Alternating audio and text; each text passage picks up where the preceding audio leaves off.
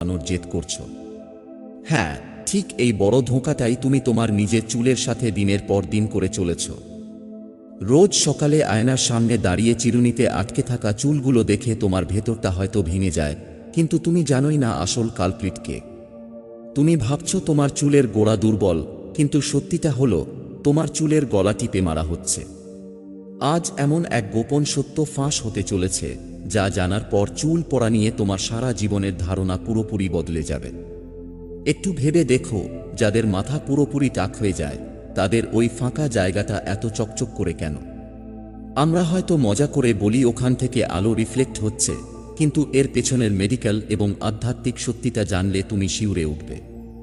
ওই চকচকে ভাবটা কোনো তেলের নয় বা সুস্থ ত্বকেরও নয়, ওটা আসলে সোজা তোমার মাথার খুলির হাড়ের চমক। বিজ্ঞান একে বলে স্ক্যাল্প ক্যালসিফিকেশন এবং ফাইব্রোসিস। সারাদিনের মানসিক চাপ, ক্যারিয়ারের দৌড়ঝাঁপ আর ভবিষ্যতের চিন্তার কারণে তোমার শরীর একটা ডিফেন্স মেকানিজম হিসেবে মাথার ওপরের নরম ত্বকটাকে পাথরের মতো শক্ত করে দেয়। সেখানে ক্যালসিয়ামের একটা মোটা আস্তরণ জমে যায়। তুমি তোমার কপালের চামড়া অনায়াসে টেনে ধরতে পারো, কিন্তু মাথার ঠিক মাঝখানের চামড়াটা ধরে দেখো তো, মনে হবে যেন চামড়ার ঠিক নিচেই পাথর বসানো। এই মৃতপ্রায় কংক্রিটের মতো শক্ত জমিতে তুমি যদি দুনিয়ার সবচেয়ে দামি সিরাম বা তেলও ব্যবহার করো, একটা ঘাসও কি গজাবে? কখনোই না, কারণ সেই পুষ্টি ভেতরে ঢুকতেই পারছে না। আর এই শক্ত জমি তৈরি হওয়ার পেছনে শুধু তোমার মানসিক চাপই দায়ী নয়, তোমার বাথরুমের ভেতরেই লুকিয়ে আছে আরেক নীরব ঘাতক। তুমি হয়তো ভাবো তুমি খুব পরিষ্কার পরিচ্ছন্ন থাকো, তাও কেন চুল ঝরছে? উত্তরটা লুকিয়ে আছে তোমার বাথরুমের কলের জলে। একে বলা যায় দ্য শাওয়ার অফ ডেথ। একটু খেয়াল করে দেখো তোমার বাথরুমের বালতি বা কলের গায়ে সাদা রঙের কোনো জেদি দাগ জমে আছে কিনা। যদি থাকে, তবে বুঝে নাও ওই একই ক্যালসিয়াম আর ম্যাগনেসিয়ামের মৃত আস্তরণ রোজ তোমার স্ক্যাল্পেও জমছে। তুমি যখন বাজার চলতি কেমিক্যালযুক্ত শ্যাম্পু ব্যবহার করো, তখন এই খনিজ পদার্থগুলো শ্যাম্পুর সাথে মিশে এমন এক চটচটে আঠার মতো পদার্থ তৈরি করে, যা সিমেন্টের মতো তোমার চুলের রোমকূপগুলোকে পুরোপুরি ব্লক করে দেয়। তোমার মনে হয় চুল রুক্ষ হয়ে গেছে, তাই তুমি আরও বেশি কন্ডিশনার মাখো, কিন্তু বাস্তবে ওই খনিজ জলের কারণে তোমার চুলে একটা প্লাস্টিকের মতো কোটিং তৈরি হয়ে গেছে, যার ভেতর দিয়ে এক ফোঁটা আর্দ্রতাও ঢুকতে পারে না, যার ফলে চুল ভেতরে ভেতরে তৃষ্ণায় ছটফট করে মরে যায়। এই সমস্যা থেকে বাঁচতে তুমি হয়তো রোজ শ্যাম্পু করা শুরু করেছ। আর এখানেই তুমি পা দিচ্ছ কসমেটিক্স ইন্ডাস্ট্রির পাতা সবচেয়ে বড় ফাঁদে, দ্য হাইজিন ট্র্যাপ। ছোটবেলা থেকে শেখানো হয়েছে রোজ চুল পরিষ্কার রাখতে হবে, কিন্তু ঈশ্বর আমাদের স্ক্যাল্পের সুরক্ষার জন্য সিবাম নামের এক প্রাকৃতিক কন্ডিশনার দিয়েছেন। সেখানে রয়েছে লাখো উপকারী ব্যাকটেরিয়া বা মাইক্রোবায়োম, যারা তোমার চুলের পাহারাদার। রোজ করা শ্যাম্পু দিয়ে ঘষে ঘষে তুমি আসলে সেই প্রাকৃতিক রক্ষা কবচটাকেই ছিঁড়ে ফেলছ। তোমার স্ক্যাল্প তখন প্যানিক করে ভাবে, এখানে তো খরা দেখা দিয়েছে, আর নিজেকে বাঁচাতে সে দ্বিগুণ বেগে তেল তৈরি করতে শুরু করে। পরের দিন তোমার মনে হয় চুল আবার চটচটে হয়ে গেছে, তুমি আবার শ্যাম্পু করো। এই দুষ্টচক্রে পড়ে তোমার চুলের আসল রক্ষকরা নিজেরাই মারা পড়ছে। বাইরের এই শত্রুদের তো চিনলে, কিন্তু তোমার শরীরের ভেতরে যে আরেকটা যুদ্ধ চলছে তার খবর কি রাখো? তুমি হয়তো 1000 টাকার সাপ্লিমেন্ট খাচ্ছ, কিন্তু তোমার আসল সমস্যা তোমার ডিএনএতে নয়, লুকিয়ে আছে তোমার খাবারের প্লেটে আর পেটে। যখনই তুমি অতিরিক্ত মিষ্টি, রিফাইন করা ময়দা বা কোল্ড ড্রিঙ্কস খাও, তোমার রক্তে সুগারের বন্যা বয়ে যায়। একে সামলাতে শরীর ইনসুলিন ছাড়ে। এই ক্রমাগত বাড়তে থাকা ইনসুলিন তোমার শরীরের 5 আলফা রিডাক্টেজ নামের একটা এনজাইমকে উস্কে দেয়, যা তোমার প্রাকৃতিক টেস্টোস্টেরনকে ডিএইচটি নামের এক চরম ধ্বংসাত্মক হরমোনে বদলে দেয়।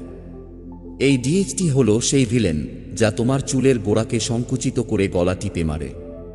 তার মানে তুমি যখনই ওই অতিরিক্ত মিষ্টি খাচ্ছ, তুমি আসলে তোমার শরীরেই এমন এক আগুন জ্বালাচ্ছ যা তোমার চুলের গোড়াকে পুড়িয়ে ছাই করে দিচ্ছে।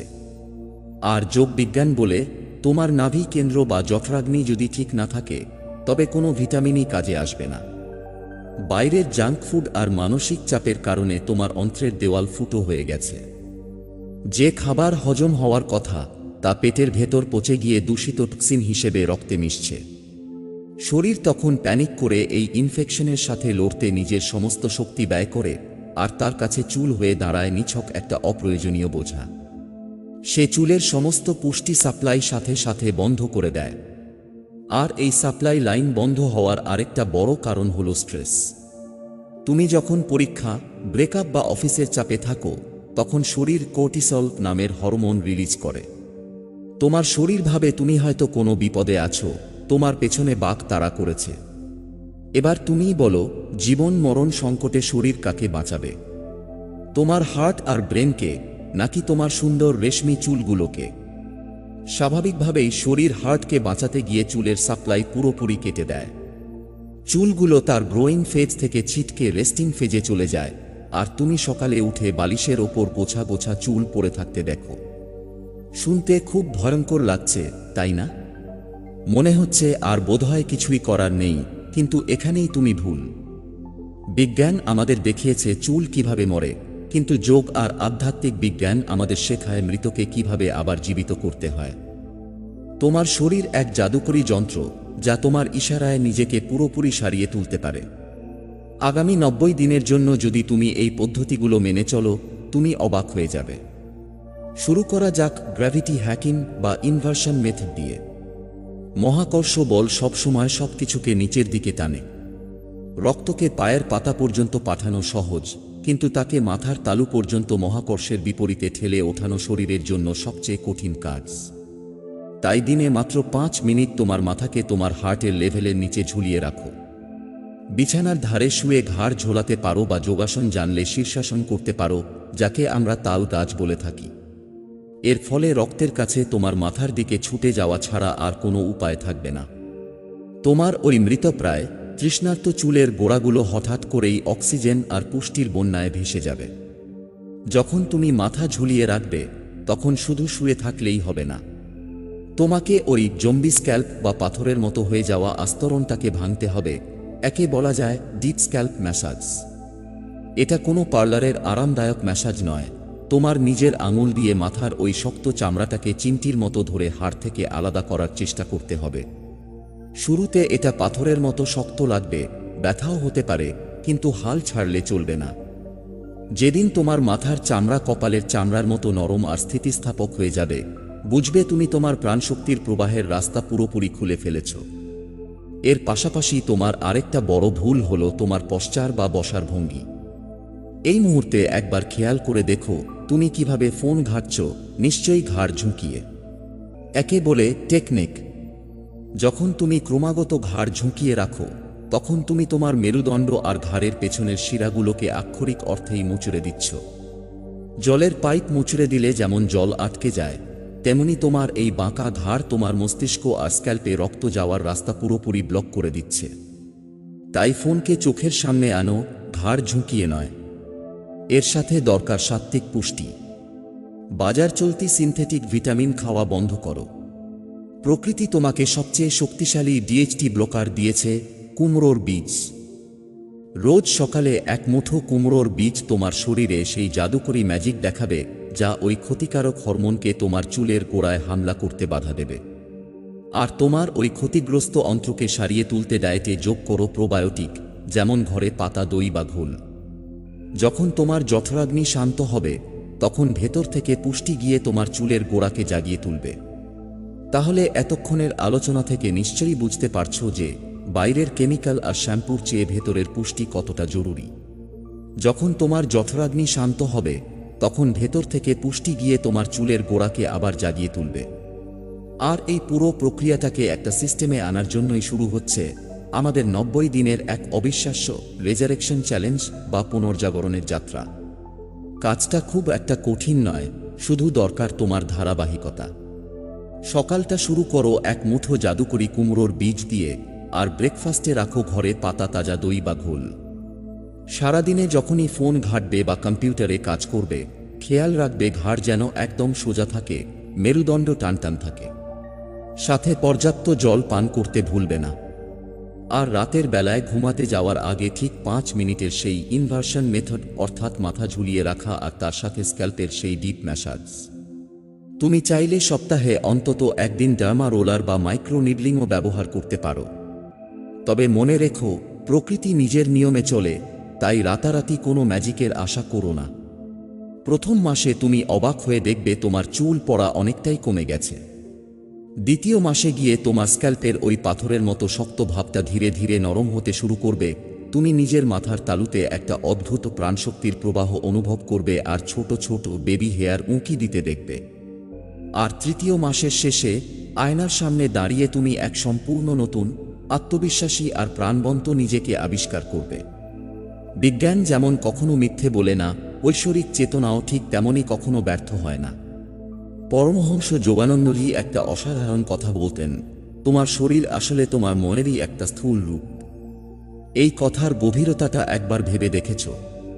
তুমি যদি তোমার চিন্তাভাবনা বদলাতে পারো, তোমার দৈনন্দিন ছোট ছোট অভ্যাসগুলো বদলাতে পারো, তাহলে তোমার শরীর নিজেই নিজেকে সম্পূর্ণ নতুনভাবে গড়ে তুলবে। তুমি সাধারণ কেউ নও, তুমি এই মহাজাগতিক শক্তিরই একটা অংশ। আজ তুমি তোমার শরীরের সেই লুকানো ম্যানুয়াল আর হারানো শক্তির চাবি পেয়ে গেছ। কিন্তু এখানেই একটা খুব সূক্ষ্ম আর বড় বাধা এসে দাঁড়ায়। চাবি তো পেলে, কিন্তু দরজাটা খুলবে কবে? নিশ্চয়ই কাল থেকে না। এই কাল থেকে শুরু করব মানসিকতাটাই হলো তোমার সবচেয়ে বড় শত্রু। যখনই তুমি ভাবো যে আগামীকাল থেকে তুমি নতুন রুটিন শুরু করবে, তোমার অবচেতন মন আসলে দায়িত্ব এড়িয়ে যাওয়ার একটা রাস্তা তৈরি করে নেয়। তুমি কি জানো তোমার নিজের মন কিভাবে তোমার অজান্তেই তোমার এই পুনর্জাগরণের পথে সবচেয়ে বড় দেয়াল হয়ে দাঁড়াতে পারে? এই কাল থেকে শুরু করব বলা মানেই হলো তুমি আবার সেই পুরনো অভ্যাসের দাসত্ব মেনে নিচ্ছ। বিজ্ঞান আর শরীরবিদ্যার এই গভীরে লুকিয়ে থাকা সত্যটা জানার পরও যদি তুমি অপেক্ষা করো, তবে তুমি কসমেটিক্স ইন্ডাস্ট্রির সেই মিথ্যা জালেই স্বেচ্ছায় আটকে থাকতে চাইছ। তোমার ভেতরে থাকা সেই মহাশক্তি আজ জাগতে চাইছে, আর তুমি তাকে কালকের অপেক্ষায় বসিয়ে রাখছ। সিদ্ধান্ত এখন পুরোপুরি তোমার হাতে। তুমি কি এই মিথ্যা প্রতিশ্রুতির বোতলে বন্দি দামি কেমিক্যালগুলোর উপর ভরসা করবে, নাকি নিজের ভেতরের সেই ঈশ্বরিক প্রাণশক্তিকে কাজে লাগিয়ে এক নতুন অধ্যায়ের সূচনা করবে? শুরুটা কাল থেকে নয়, আজ থেকে, ঠিক এই মুহূর্ত থেকেই করো। যদি আজকের এই আলোচনা তোমার ভেতরে একটুও আশার আলো জাগিয়ে থাকে, যদি মনে হয় এতদিন ধরে চলা কসমেটিক্স ইন্ডাস্ট্রির এত বড় একটা ধোঁকাবাজি আজ তোমার সামনে ফাঁস হয়ে গেছে, তবে এই সত্যটা নিজের কাছে লুকিয়ে রেখো না। তোমার সেই বন্ধু বা কাছের মানুষটার কথা একবার ভাবো, যে রোজ আয়নার সামনে দাঁড়িয়ে নিজের হারিয়ে যাওয়া আত্মবিশ্বাস খুঁজছে আর নির্বে কষ্ট পাচ্ছে। এই সত্যটা তার কাছেও পৌঁছে দাও, তাকেও এই লড়াইয়ে তোমার সঙ্গী করে নাও। আর হ্যাঁ, নিজের মনের ভেতরের সব দ্বিধা ঝেড়ে ফেলে আজই ইউনিভার্সকে তোমার বিজয়ের বার্তাটা পাঠিয়ে দাও। কমেন্ট বক্সে বুক বাজিয়ে লিখে জানাও, চ্যালেঞ্জ অ্যাকসেপ্টেড। প্রমাণ করে দাও যে তুমি নিজের হারানো রূপ আর আত্মবিশ্বাস ফিরিয়ে আনতে পুরোপুরি প্রস্তুত। এরকমই বিজ্ঞান আর আধ্যাত্মিকতার মেলবন্ধনে লুকিয়ে থাকা গভীর সত্যগুলো জানার জন্য এই যাত্রায় আমাদের সাথে জুড়ে থেকো। তোমার ভেতরের সেই অসীম শক্তির প্রতি আমার প্রণাম।